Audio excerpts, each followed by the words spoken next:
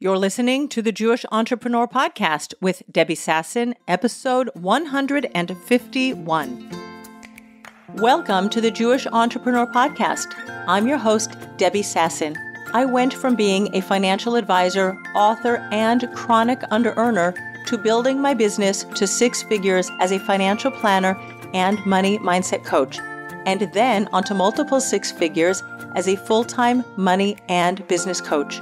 I help entrepreneurs create money-making businesses and build wealth using sales and money mindset strategies and in alignment with authentic Jewish values. Now, let's dive in to today's show.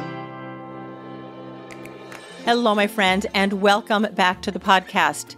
Today on the podcast, we're going to be speaking about your family of origin story around money, because your beliefs around money, how abundant or how scarce you feel around money, so much of that comes from your family of origin, the way you were raised, the messages that you heard from your parents, your grandparents, your community that you were raised in. And it's important, especially as a business owner, to explore that and notice if you have inadvertently adopted some money beliefs that are not serving you as you grow your business.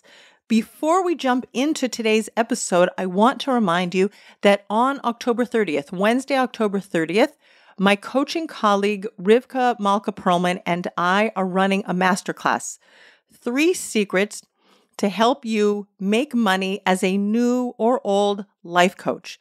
Because so many people in the coaching industry, they're so determined, they're so dedicated. They themselves have had a transformation. And because of that transformation, they've also wanted to share the beauty and the benefits of life coaching. But when it comes to actually building your business, people get overwhelmed. They don't do enough marketing. They don't know how to talk about their elevator pitch. Closing on sales conversations is something they feel squeamish about or really awkward. And we really want to help new coaches and old coaches make money in their businesses, to show up and actually serve people. So when you get up in the morning, after you take your kids to school, after you say your morning prayers, after you do what you do every morning, you know what you're doing when you sit down and get to work in your business. So please join us on October 30th. Go to my website, debbiesasson.com/register. And join us in this free masterclass because it is going to be amazing. 3 secrets to making money as a new or old life coach. And I look forward to seeing you. If you cannot join us live, it's 11 a.m. Eastern Time, 5 o'clock in the afternoon Israel time. Register anyway, and we will send you the recording because we want to make sure that everybody has this information. And I want you to really make insane growth in your coaching business at the end of 2024 and in 2025, because the world needs you. All right, let me just share a little bit more about this episode of the podcast. Just like the color of your hair, the color of your eyes, you have certain characteristics, external characteristics on your body, and you may know, oh, I look like my mom, I look like my dad. Like me personally, I look way more like my mom, may her memory be blessed, than my dad. And like my sister looks more like my dad, but we know that. But there are also things that you downloaded into your subconscious mind when you were little. And I know this, I have my kids coming over, my married children come to me with my grandchildren. They spend a Shabbat. Now it's the holiday of Sukkot. So they come and I watch them talk to their kids. And sometimes I laugh to myself. I'm like, oh my gosh, my child is saying the same thing to her kids or his kids that I said. Right? And those words are in our mind. And if you are not aware of the money beliefs that you've adopted from your parents without questioning them, that can totally inhibit your growth as a business owner.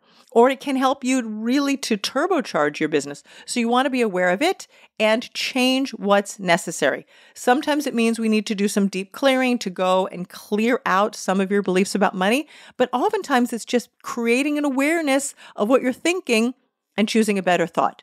So here is this week's podcast episode on your family of origin story around money. Let's go. Today we're talking about money lineage. But before we dive in, it's Friday morning in my house, and as soon as I finish recording this podcast, I'm going down to the kitchen where I'm going to be making dinner for Shabbat. I have 4 of my married kids coming today and 6 of my grandkids coming for dinner. So we're going to be a large family. And in our house, whenever we have a lot of our kids and grandkids coming for dinner, it's kind of like cooking Thanksgiving dinner. And I know for those of you in the US, it's almost Thanksgiving, or maybe it's just after Thanksgiving, and you and your family and friends probably got together and also cooked a lot, sat down and had a meal together, and really enjoyed that Thanksgiving meal and the gratitude for the United States. And I want to add my little story because my family didn't come over to the United States on the Mayflower. They didn't land at Plymouth Rock.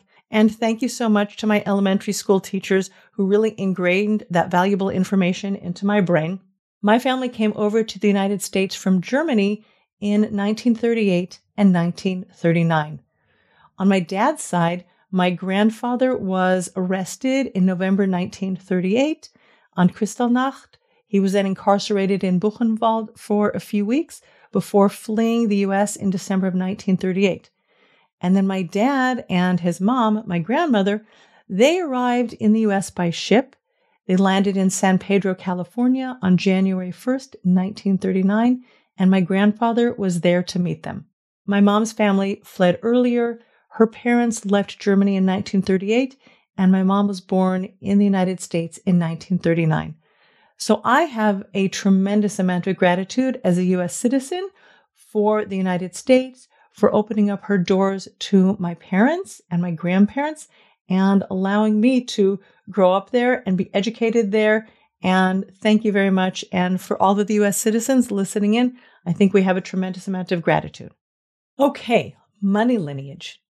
Money lineage is the inheritance that you received from your parents and grandparents around money.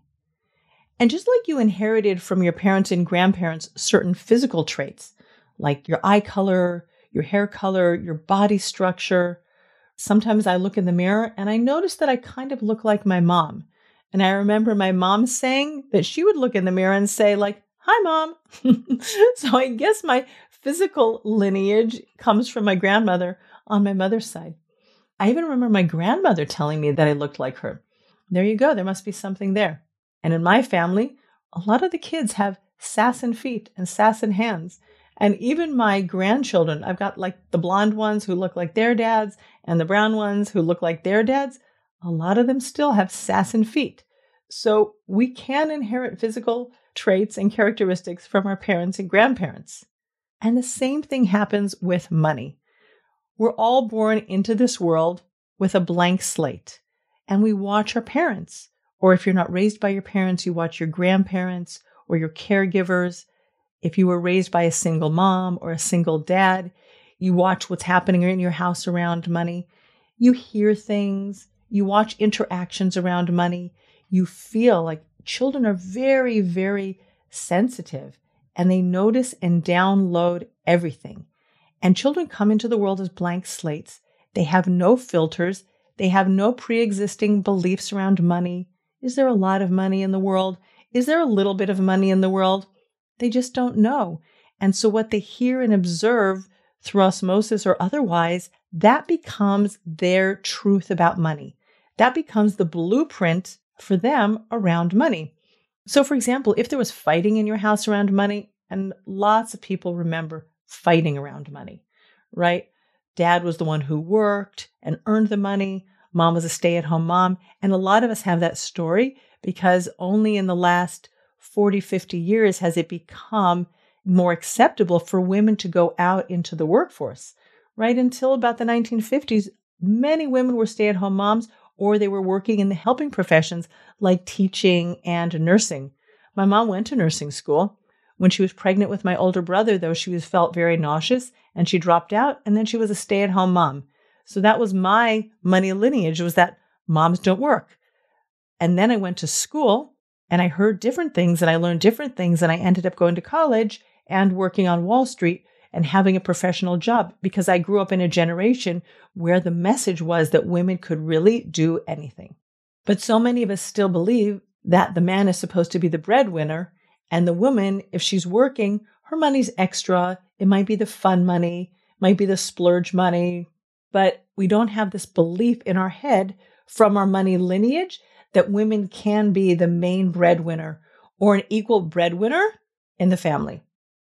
It's important for you to understand what you believe on a deep cellular level around money, because your unconscious mind is extremely powerful, way more powerful than your conscious mind. So if you're thinking that money is evil, right? Money makes people greedy. Money causes fights. We're not like those people over there. They have money, but we're not like them, right? Or maybe you grew up and money was just easy. It just was. It just is. And you don't have any of this angst or confusion or tension or stress around money. When you understand what your thoughts and beliefs and practices around money are and where they came from, that gives you a tremendous amount of power to change what you don't like. You can actually give it back to previous generations. You could say, you know what? That worked for you, but it doesn't work for me. If you grew up as the child of a single mom and she worked 3 jobs and hustled and hustled and hustled, you can say, you know what? That worked really well for her. She was a single mom. She didn't have the same opportunities that I have now for education, to be an entrepreneur, to make a lot of money. I'm going to let her have that money story, but I'm not going to take that with me. I'm ready to do things differently. I understand that my money lineage tells me that I'm a hustler. Let me question if I want that and if I really want to keep that. There are stories, for example, that I've heard from my clients about police coming to their house because there was some funny business going on around money. One of my clients had a father who was a gambler, right? He lost a lot of money. There was debt, foreclosure on the bank, and then the police came. Other people had stories of money being used for control. A lot of times that happens when there's a lot of money in the family and the parents want to control the next generation. So they give you things, they give you money, they buy a house, and then their expectations about what you have to do or what you should do because they've given you this money. So in my family, I learned to be a saver. I remember going to the bank. My mom would go to the teller, give her her passbook. That's how they did it back in the day. There were no apps. And she would give money to deposit, and she would receive money sometimes when she was withdrawing money. And I remember getting a check from my grandfather when I was, 10 or 11 years old. And I remember the thrill of going to the bank and opening up a savings account. And I loved having my passbook and passing it under the window, giving it to the teller, having her fill out by hand, right? In the very beginning when I had my passbook savings account, everything was written in by hand. And I felt such a thrill watching my money increase in value. I inherited the importance of saving money. But other people grew up with the money message from their family, we're spenders, not savers. And that became the truth and the reality for them at that stage of life. And then later on, they had to question, or they get to question, whether or not they love that belief and they want to keep it. So wherever you are right now, if there's something around money that you want to change, the best way to change it is to create awareness around what you're doing and why you're doing it. Ask yourself, what money messages did I inherit from my mom? What money messages did I inherit from my dad? And really spend time. And if you do this exercise over and over again, 2, 3, 5 times, it's amazing what you can excavate from your unconscious mind because it's all there downloaded and imprinted. You just have to work a little bit to uncover it. And what's often the case for so many people is that money was a taboo topic. Right? Money still today, 2021, is a taboo topic. Not a lot of conversation is going on around money. We don't talk about how much we're earning. That's that's a little bit gauche. People don't do that, right? We don't even talk about how much we paid for houses, how much we paid for cars. We let other people look around and make their own calculations and assumptions in their head. We might talk about where we're going on vacation, but we're not going to talk about how much we spent on that vacation. So people can just sit on the sideline and assume. You have to ask yourself, do you want to keep that habit, behavior, and practice around money where money is such a secretive thing? And if there's a reason that you want to change it and give back the secrecy and the taboo-ness, if that's a word, you want to give back the taboo topic of money to previous generations, you get to change that if you want to. If there's something that you want to change around money, or you're not sure that you want to change around money, it's also helpful to ask yourself, what's it costing me to hold on to this? What's it costing me in terms of time? For example, if you grew up in a family where you ran around town for all of the sales, right? You went to one supermarket because laundry detergent was on sale, and then you ran around to another supermarket because tuna fish was on sale. And you remember playing that game between supermarkets. That's going to cost you time. It's going to cost you gas because you're going to have to take your car backwards and forwards. Of course, today you can order things online, but even ordering in 2 different supermarkets online also costs you time. And we're all stressed for time these days. There seems to be a scarcity of time. As much as we think there's a scarcity of money, there's also a scarcity of time. So ask yourself, what's it costing you in time, energy, and money to be chasing after little bits of money?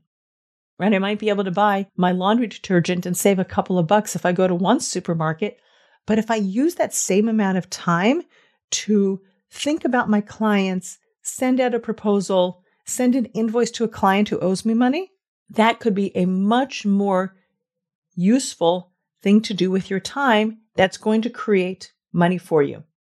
Talking about money lineage, I want to add a little bit about lottery winners. It's not uncommon for lottery winners to be people who don't have a lot of experience, background, and lineage around having wealth and lots of money. And what we see is that 70 or 80% of lottery winners lose their money very, very quickly. Like within a couple of years, they don't have their winnings anymore. They went out and they spent and spent and spent and spent. They didn't realize that the money that they had could actually run out. They spent it on vacations. They spent it on big houses. They were often generous, but it comes back to haunt them because their money lineage is often that money is scarce, money is hard, right? People like us don't have money. So all of a sudden it comes into their life and it's this 180-degree shift over what they're used to. And because they don't have the right habits and practices in place to save the money and invest the money and have the money paid out to them over long periods of time, they splurge and it disappears quickly. And oftentimes lottery winners end up in worse situations than they were before. And they say that they regret that they ever had the money to begin with.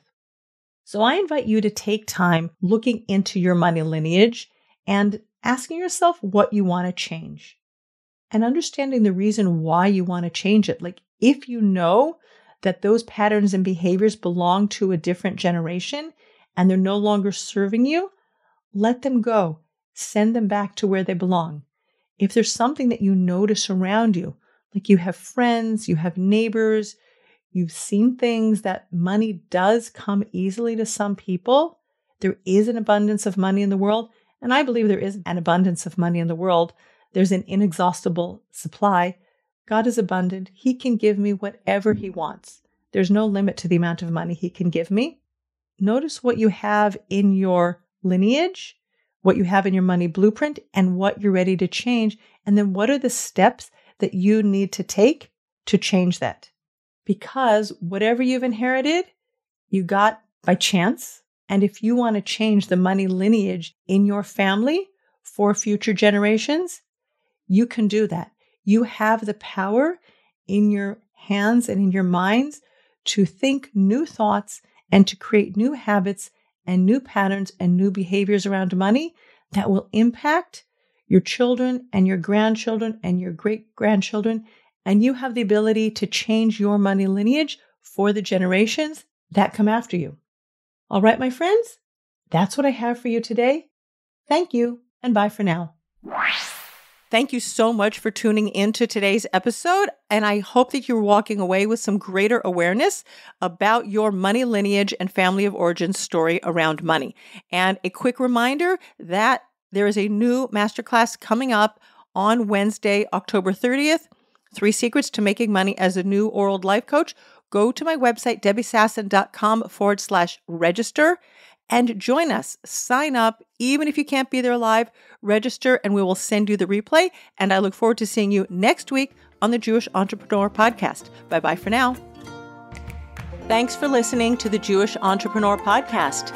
If you want to stop underselling and under-earning and close more sales, you need to clear the limiting money beliefs that are sabotaging your business growth. Head on over to debbiesasson.com/mindset and download my free Money Mindset Workbook. Uncover and dissolve money blocks like hundreds of other entrepreneurs who are now building 6, multi-6, and 7-figure businesses and creating true financial freedom.